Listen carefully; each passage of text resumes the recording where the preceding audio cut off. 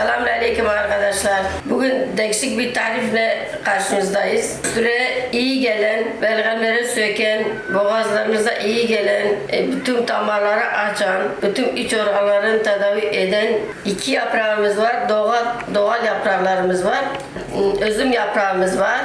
Bir de tut yaprağımız var.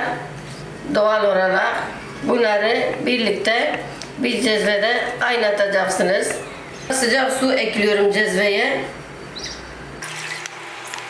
Soğuk su da ekleyebilirsin, sıcak su da ekleyebilirsin. Sonuçta ocakta kaynatacağız. Önce bu suyumuzu ocakta kaynatacağız. Sonra içine yapraklarımızı bırakacağız. Kesin daha önce yaprak katmayın. Önce suyunuzu kaynatın, sonra üstüne yapraklarınızı katın. Daha çok iyi olur. Çünkü önce yaprak girirse sonra da su üstüne çekersiniz. Olmaz öyle. Tam ilaç olmuyor. Önce suyu kaynatacaksınız, sonra yaprakları içine ilave edeceğim.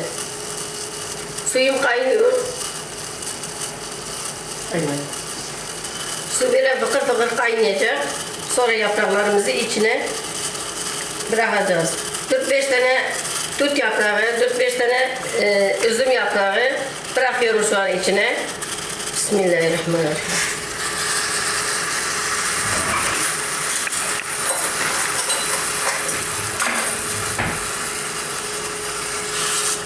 Beş dakika kaynayacak arkadaşlar. Çok güzel iç organları temizliyor, boğazları temizliyor. Üsküreğin nefes darlığına iyidir. Göz ağrılığına iyidir. Enerji veriyor, çok iyi bir enerjiye sahiptir. İnşallah siz de yaparsınız arkadaşlar. Bu üzüm yaprağı ve tut yaprağlarının faydalarına söyleye bitmez arkadaşlar. Sabah bir bardak, kahvaltıdan sonra bir bardak, akşam yatmadan önce bir bardak. Çok iyi gelecek.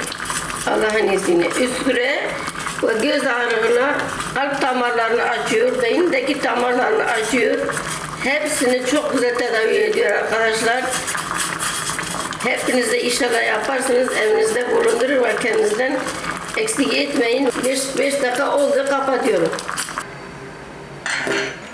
Bardağa boşaltıyorum. Bismillahirrahmanirrahim. Demleyin için Allah'ın izniyle.